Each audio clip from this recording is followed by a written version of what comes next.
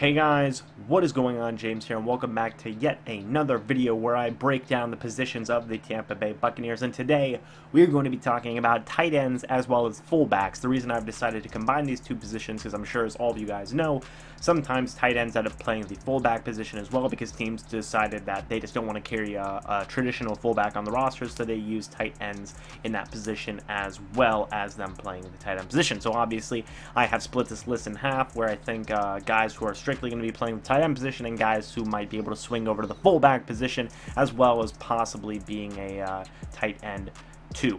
So we're going to talk about the guys who might be playing the fullback position, and that is Alan Cross, Donnie Ernsberger, Tanner Hudson, Jason Reese, Brian Bridgewater, as well as Austin Johnson. I don't think Austin Johnson's on the team right now. Actually, he might be. Correct me if I'm wrong. I'm going to assume that he is. So right now, I think Austin Johnson was the guy last year for us in terms of fullback.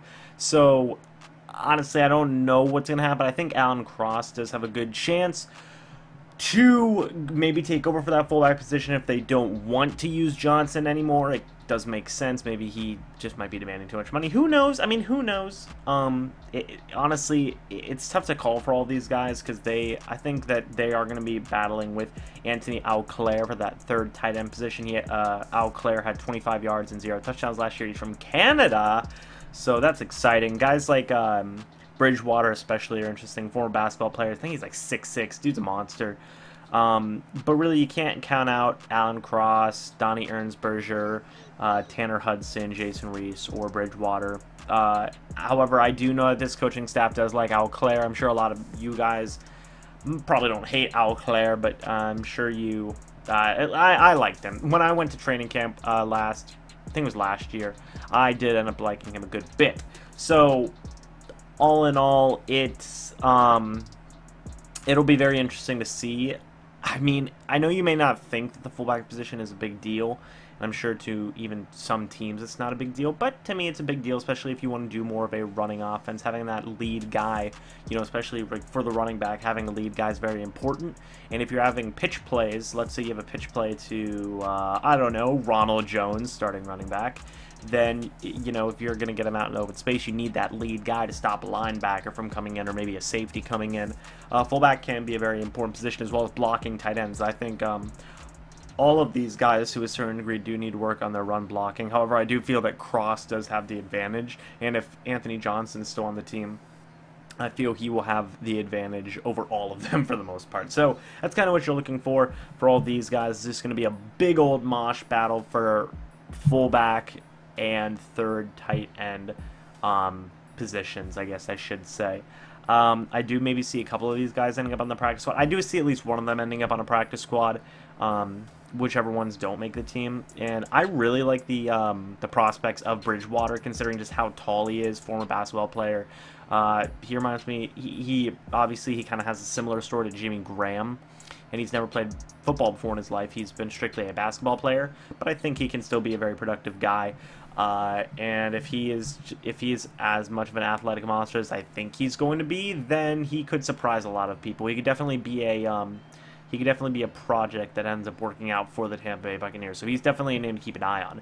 After that, obviously, you have the strictly tight ends, and Anthony Auclair is one of them. Like I said, he kind of has the lead for this third tight end position over all the guys I just mentioned, because he obviously won the job last year, and he actually got a little bit of playing time last season. Obviously not a lot, 25 yards and 0 touchdowns, like I said, but some playing time is better than no playing time. And Alan Cross has been familiar with the team before. I think he's actually been floating around for a couple of years.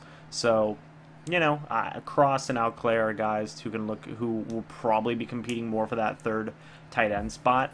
But I do know that Auclair actually has shown to be pretty impressive.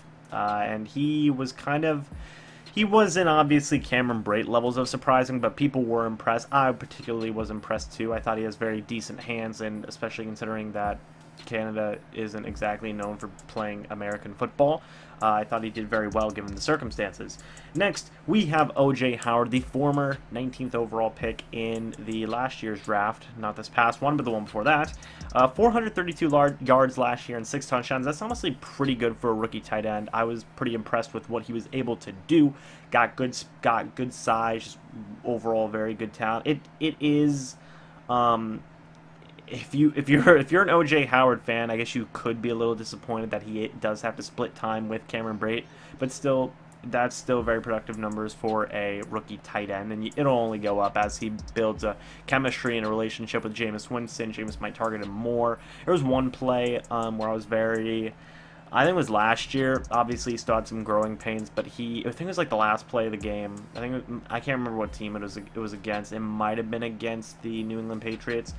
But we sent him on verticals, and Jameis just whipped it. Jameis just freaking gunned it, man. And Howard didn't turn around in time, and it kind of messed up what was going to happen with the play. Because the idea was that Jameis was going to thread the needle, throw it in between 2 defenders. I think O.J. Howard was going to catch it and fall and run into the end zone. Because they were going to go for the ball, and Jameis was just going to sling it too hard. So it didn't happen. You could tell that Jameis was disappointed in that play, but obviously that was like at the beginning of the year, so now he's had more time to grow. So I expect big things from O.J. Howard. Obviously, there is going to be that split between time of O.J. Howard and Cameron Brate, so that's just a given. Not one of these guys is more likelier to get more playing time than the other. Maybe Brate might get a slight uptick more than Howard, or the other way. Maybe Howard will get a little bit more playing time than Brate. But all in all, you're probably going to see a pretty even split. The Cutter likes running 2 tight end sets, which I'm fine with it. We've got 2 of the better tight ends. We've got one of the better tight end pairings in the league, in my opinion. I think top 5. I'm not afraid to say it. I think we have a top 5 tight end pairing in the league easily, just in terms of overall catching ability, and O.J. Howard's a pretty decent blocking tight end. One of the main knocks for O.J. Howard in college was that he wasn't used enough in Alabama, and I don't think we're at O.J. Howard's full potential yet, so when it's fully realized, that's going to be pretty fun to watch, because dude is just an athletic specimen and just a monster, so should be fun. And then finally we have Cameron Brate. Obviously, he is coming off of a 6-year contract, I believe, where he's getting $6 million a year, I think he's getting $6 million a year. Pretty good for him. 591 yards last year, 6 touchdowns. Pretty decent numbers for a tight end who's splitting time with O.J. Howard. You know, if you were to take O.J. Howard's numbers and stack it on top of Brate's, you would be having a 1,000-yard, 12-touchdown tight end. Oh my goodness. So that's obviously an unrealistic situation, but the point is that Brate's been doing good ever since he joined the team as an undrafted free agent. One of the better stories that the Bucs have going right now for the team. Very, very reliable guy, great hands, good route runner, just all around really good tight end. Same with O.J. Howard. I do think O.J. Howard will eventually just beat him out with just pure raw talent, but Brate should have a role on this team for the next couple of years.